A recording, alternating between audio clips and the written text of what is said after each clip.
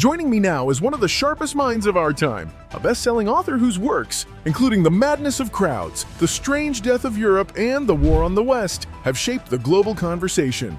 Douglas Murray, great to have you on the show again. Thanks for being here. Let's start with President Trump's latest move. He's made it clear to federal employees, return to work by February 6th, or you're out. No more excuses, no more endless remote work. Here's exactly what he said. As everyone knows, most of the time they're not working, they're not very productive, and it's unfair to the millions of people in the United States who are in fact working hard from job sites and not from their home. As federal employees, they must meet a high standard. They're representing our government, they're representing our country. If they don't agree by February 6th to show up back to work in their office, they will be terminated. He's offering a generous buyout, 7 months' pay for those who choose to step aside. Douglas, President Trump is making it clear that the era of endless remote work is over. How important is it to have federal employees back in the office and actively contributing? Well, it would be nice, wouldn't it? I mean, in America, like in Britain, and I'm sure Australia, the last residue of people who pretend to be really terrified of COVID are federal employees, civil servants and the like. Many of them seem still to have an extraordinary fear of the coronavirus or something like that, because otherwise, why are they not at their desks? Most people had to return to work after the pandemic, but it's amazing how federal workers, civil servants and others almost get these sort of cushy deals where at best their work week was sort of flipped around, where you had a couple of days sometimes in the office and then 5 days in the garden at home to recuperate from it. I think that we all know that this is one of the great boondoggles of all time. It's high time that federal workers did return to the office, and it's quite right to say, if you're not going to show up to work, then guess what? You don't work here anymore. I couldn't agree more. A strong, unified workforce starts with people actually showing up. You can't build a solid team when half of them are still at home doing who knows what. Now let's turn to President Trump's One Flag Directive, an executive order stating that only the flag of the United States can be flown at U.S. facilities, both at home and abroad and in official government content. Douglas, it's remarkable that such a directive was even necessary. But that's the reality of the times we're in. In your view, what does this order signify, and how do you see it bringing Americans together? Yes, I wrote about this in my column in the New York Post the other day because it's so interesting, as you say, that it would need a directive from the president to correct this. In recent years, and particularly since 2020, there's been a massive upsurge of people everywhere flying a whole array of flags. And sure, I mean, anyone can fly whatever flag they want. Federal buildings, government buildings, that's a different thing. And particularly since 2020, federal buildings, embassies abroad, and much more have not been prioritizing the flag of the United States of America. They very often decided that it's time to fly some other interest flag.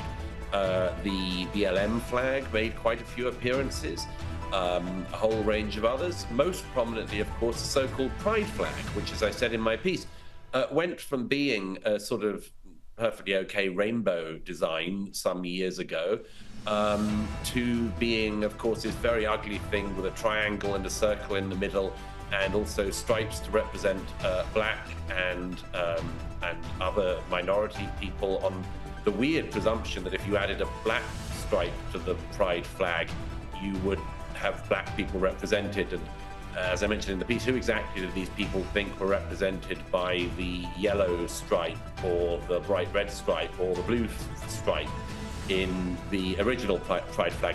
Nobody really knew what any of this was about. It all just got, this social contagion got going. And before you knew it, this flag celebrating, for instance, the right of people to not care about sex, which was one of the bits was added, which was the asexual bit of the flag. That suddenly became an enormous priority, asexual pride. And American embassies were flying this very ugly a new flag from their buildings. And of course, all of that stuff, as you know, and many people viewing know, is just divisive nonsense. I mean, for the United States of America, the flag is meant to unite people. It's not meant to be that a nation has to subvert its national identity to whatever gender or race identities. Everyone's meant to come under the unity of the one flag of the country. That's a great unifying message. And there have been a lot of radical activists who've come along in recent years who said, no, everyone needs their own flag, a special flag for every person. And it's quite right, I think, that Trump has said, no, actually, we swear allegiance to the flag and it's one flag. And nobody's rights are infringed or anything like that. It just means that federal buildings and embassies abroad are going to be flying the flag of the United States of America, which is what it should have been all along. Absolutely. It's extraordinary that it even took an executive order to make this happen. Such a simple and obvious concept. Yet here we are. Now, over the past week, the ICE task force has been making major strides, arresting hundreds of illegal migrants across the country. And now President Trump has signed the Lock and Riley Act into law, ensuring that law enforcement must detain illegal aliens who commit theft and violent crimes. Take a look. This law is signed in honor of Lock and Riley, someone truly instrumental and deeply loved. Douglas, President Trump is leading the world in showing how to take real action on illegal migration. You're from the UK, where migration is spiraling out of control. What lessons can Britain take from Trump's approach? My suspicion is UK Labour are going to learn very little from anyone. It's one of their problems. But yes, I wish they would take some notice of what is happening in allied countries, for the better and for the worse. But what Trump did there is very, very interesting. The Lake and Riley Act is named after a young American woman who was brutally murdered by an illegal migrant in the UK with many previous convictions. And even the symbolism of that is very important, because the people objecting to the forcible deportation of migrants think that they're sort of burnishing their liberal credentials. There are officials, Democrats, of course, who in recent days have been opposing ICE moving in and getting career criminals out of the US who shouldn't be there anyway. But it's one thing to sort of pretend that it's all just about the rights of the illegal migrant. But Trump is reminding people, and there's actually American citizens of all backgrounds have the right to also be thought of as well, to be able to live in neighborhoods that are as safe as they can be. And for that to happen, the federal government has to take a view about career criminals breaking into America and staying there. And that's what he's done. And as I say, it's not just about actually cracking down on the illegals. It's about saying this is not just about them. It's about the nation as a whole. It's about the citizenry of the nation. So I think the symbolism of that is very important. Whether any other developed country learns from that, we'll see. So, what do you make of the left's complete meltdown over these deportations? President Trump isn't wasting any time. He's taking action. Yet predictably, the left is outraged. They're up in arms, insisting that these individuals need a place to stay. Douglas, what do you make of their reaction? I mean, I think these people really need to take a serious look, not just at themselves, but at the actual situation. I would have thought that I'm not a leftist, but there are decent arguments of the left on all sorts of policies, okay? But if I was a leftist and I wanted to pursue leftist policies and get other people onto my side, I don't think I'd make a priority of saying, please don't deport the killers and muggers and robbers and rapists who have entered the United States illegally. Please don't come after them and take them out of our area. I'd have thought that any leftist, like anyone else, would say, any Democrat, like any Republican, would say, there are undesirable people who've moved into our neighborhood and we don't want them here. And it's astonishing to me that there are people on the American left who don't realize the strategic mistake they keep on making. They lost the election last November, in part because they were seen as a party to be representing the minorities of the minorities. It's one thing to stand up for minority rights. It's one thing to It's another thing entirely, rather, to put minority rights over majority rights. To pretend that, for instance, a man who's decided he wants to become a woman has more rights or should be more focused on and given more of a megaphone than anyone else in society. Or to think that you should pitch your tent on the idea of defending career criminals who've broken into your country and committed crimes whilst there. Why would a left that wants to get re-elected keep tying itself to causes like that? They've got to try to appeal to the majority, and the majority of people want to live in safe neighborhoods and see the laws of their land respected, including the immigration laws. So, it's a recipe for staying out of power. These San Francisco officials and others who have decided the most important right to defend in the United States is the right to break into the US and commit crimes and stay there. Exactly. The majority of Americans backed President Trump's mandate to deport illegal migrants, so the left needs to accept reality and move on. Now, speaking of immigration, let's talk about the UK. It's completely out of control. Britain's population has now surpassed France's, and new projections show that another 10 million people are set to arrive within the next decade, pushing the total to 72.5 million by 2032. Douglas, this is staggering. Where exactly is the UK supposed to house all these people? Are there even any plans in place?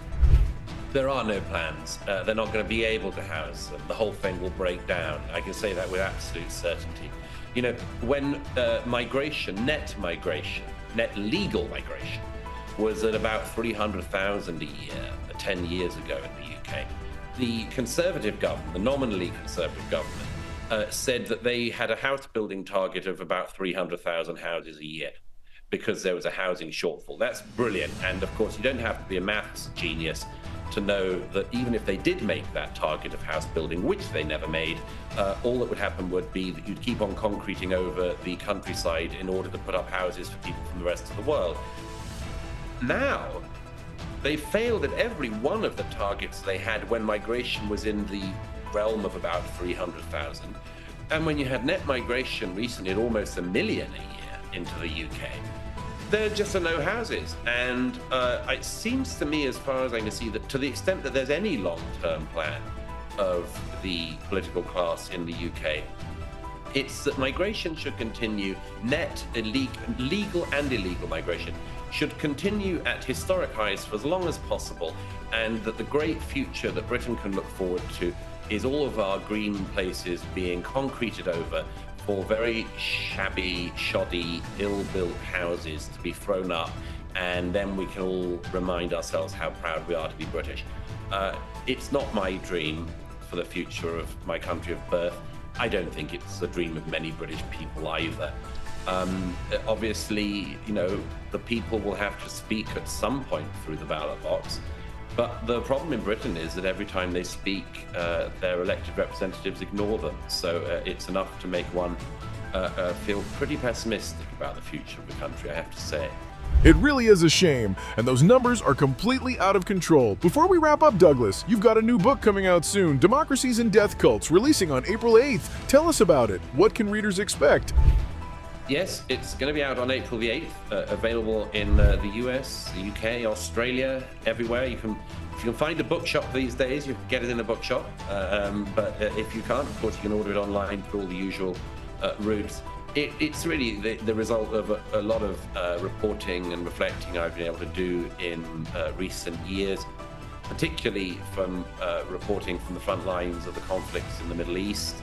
But also really focusing on what I regard as being that crucial question, which is what has gone wrong in countries like Australia, Britain, America, Europe, where we see particularly a younger generation coming up who seem not to be able to tell the difference between what I call democracies and death cults, between civilized, liberal-minded societies like ours and death cults who literally want us dead.